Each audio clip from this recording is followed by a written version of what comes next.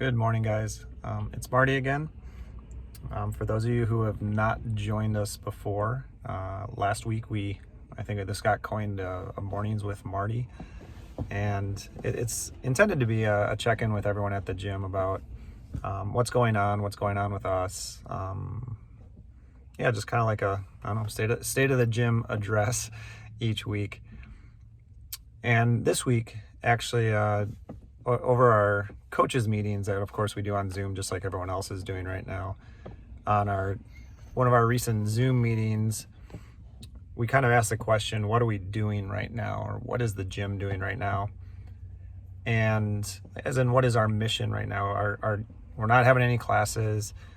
We've sent a lot of our equipment out into our athlete community so they can use it at home. We're doing at-home programming and Zoom classes, and it's been really cool. We've had actually a really good chance to connect with so many of you on a one-on-one basis now. We're often, we used to just meet in the gym and we would catch up with each other and not really have as intentional contact. So one of the things that we've really been enjoying so far is just that's so cool. just connecting with you guys. Yeah, I got to help her today. But we were asking ourselves that question of what are we doing right now, as we are a fitness gym that is not doing just fitness right now. So we asked ourselves, how are we communicating, like, what this is all about? And that's really what I wanted to talk about today, is what are we all about right now? And for me to talk about it, I'm actually going to, borrow the help of my 5-year-old, who, if you haven't heard him squealing in the back seat yet, you'll get to hear his voice now. But I'm going to let you in on the Harms household rules that I've been using for my kids for the last, Lord knows how, probably 10 years. And we'll see if they actually all know it. Hey, Eli, I got a question for you. What? What's rule number 1? Be cool. Be cool. Okay. What's rule number 2? Life is not fair. Life is not fair. And what's rule number 3? Be patient. Be patient. You nailed it, dude. Thank you. So a lot of you guys have heard that before, about our family rules. And I'll be honest, I don't think I'm going to leave them on the wayside anytime soon. I feel like they are still very appropriate for my kids. I feel they're really appropriate for me. I think today I just want to talk about a little bit why that is. So first off, be cool. It's funny how the response I normally get from, people who choose to respond, they're like, I'm not cool. And I'll be honest, I'm not cool either.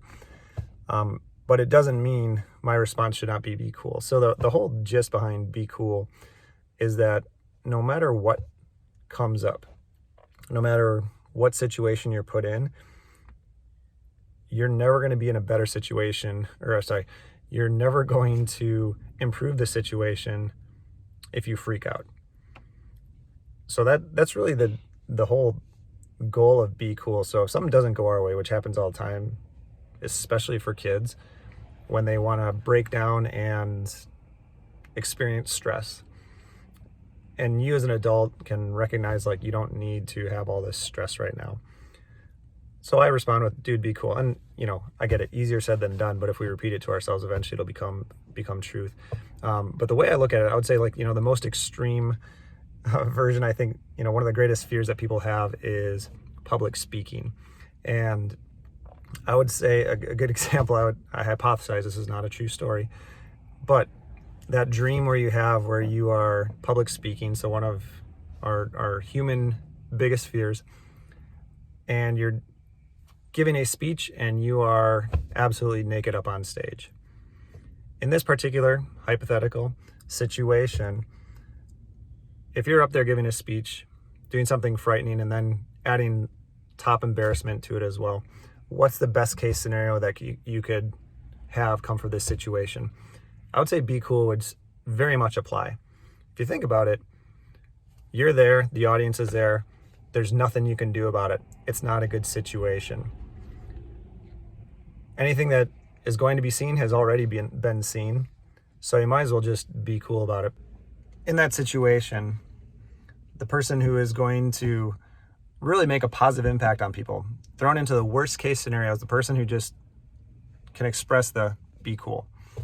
They because whatever people walk away from, they're gonna think that was a terrible situation. If you were in that audience, you'd be like, I am glad that wasn't me.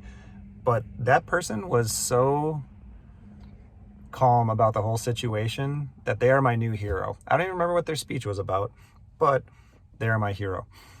And I think that's just an example of, I imagine, an example of how being cool can actually become one of the best things you can do. Your response is so much more important and so much more significant than whatever the circumstance that you're put into is. The second rule that Eli shared with us was life isn't fair. If it's not evident yet, life's not fair. If we're getting angry about how life isn't fair, you just have a long life waiting for you of being frustrated about life not being fair. In all honesty, we probably don't think about it too much, but life's not fair in the reverse direction. It's not fair that I have a roof over my head, running water. I don't have to worry about my heat being turned off. Yeah, there's a shortage of my preferred foods at the stores here, but there are places where the food isn't there. That's not fair. Life isn't fair. And me understanding that life is not fair not only can help me and help my kids not complain about what we don't have, but to also appreciate all the things that we do have. Life isn't fair. It's our job to make it better for other people, whatever that means, or in whatever ways we can imagine, whether it means donating to causes or donating to people or just supporting them emotionally. There are a lot of ways that life isn't fair, and we need to recognize that for us to actually be the best version of ourselves and to actually make a positive impact to the world around us. The third one is be patient. This may be an extension of, rule number 1, be cool. But at some point, we're going to look back and recognize that, yeah, maybe it was a couple months, but in the grand scheme of things, it was a blip. It was not a life-altering experience. Maybe we change the way we do things or how we appreciate certain aspects of our life. But being patient is going to let us not get too frustrated with the situation. It may allow us to see the big picture a little bit sooner. So I'm sharing these with you. Maybe you'll appreciate them. Maybe you'll just think I'm blowing smoke. But I think they're good rules for many of us to try to espouse in a frustrating time like we have right now. Eli approves of this message. And actually, just so it's not just me, for the people from the gym who are watching this on the weekly State of the Box address, I'm going to be having other coaches from our gym give, mornings with Marty, or, whatever, afternoons with Rachel, or, lunchtime with Tom. We will be kind of sharing it around so you guys can hear from them talk about that, because what we recognize, what we feel is the gym right now is not about maximizing fitness. It's not the most likely thing happening. We don't have, we're not doing 1 rep max lifts or anything. What we are doing is we are understanding the importance of fitness in our lives and how do we incorporate it into a different situation. We can understand the importance of resilience in our lives by regularly subjecting ourselves to hard workouts. When we come into a different situation like now, we can say to ourselves, I've weathered harder things. I can handle this too, just in a different area of life. Maybe not fitness or exercise wise, but it's in an emotional way, in a financial way, in a relational way with other people, in a spiritual way on where you put your trust. And I would say, if I were to kind of wrap the whole thing up, is I would say, and I've kind of challenged some of my guys.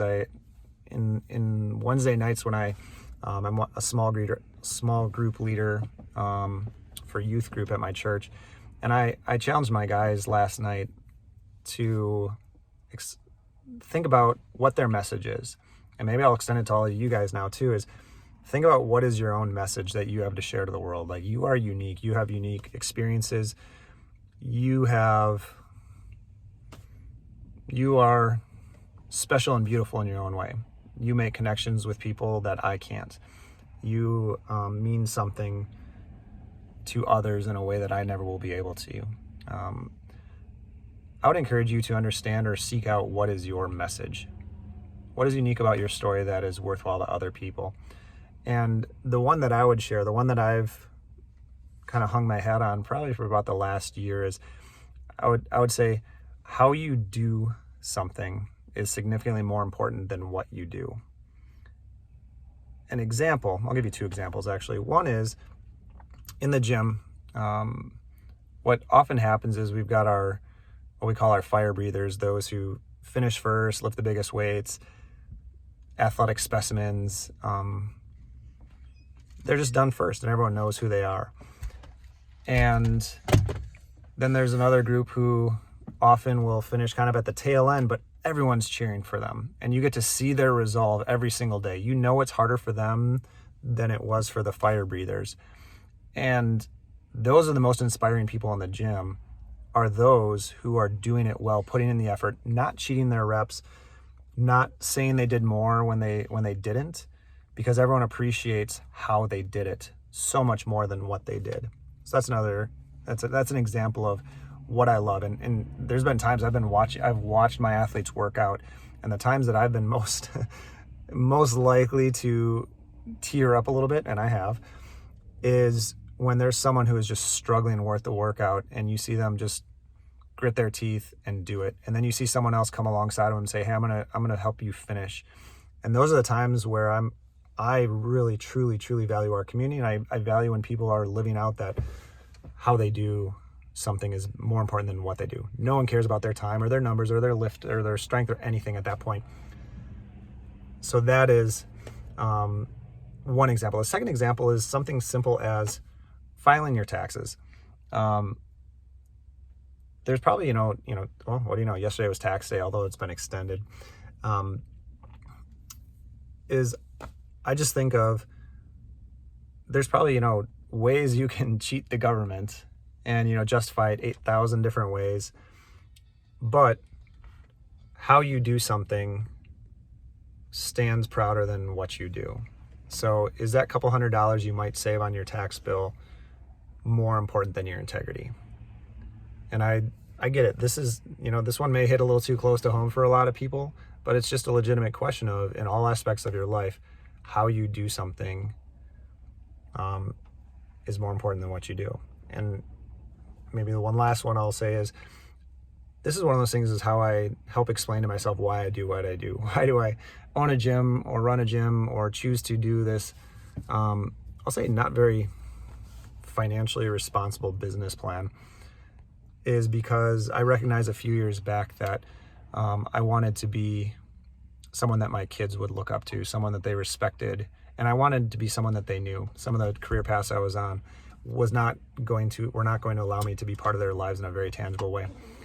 I wanted to be doing something that I was passionate about, something that they wanted to appreciate what I did, and be able to see me doing it, regardless of what the money coming in. So that was almost maybe the beginning of understanding how I do something, even career, is more important than what I do, or how much I make. So I definitely want to, thanks Eli, just a couple things to think about. I don't want to be preachy, but hey, today's my birthday, so maybe I get an extra 2 minutes of soapbox just available to me. So in the next couple weeks, keep your ears out for words of encouragement or direction from our other coaches as they get a chance to do their own mornings with Marty. But we care about you guys a lot, and can't wait to connect more. And of course, we look forward to when we'll be able to see you in the gym again. If anyone hears this and wants to talk more with me, I would love to connect with you. Whether feel free to message me or send me a text, or even if you want to do a FaceTime or a Zoom. Jenna, look what's in there. Yeah, there's nothing in there. I would love to connect with you. So you guys are awesome. Have a great day.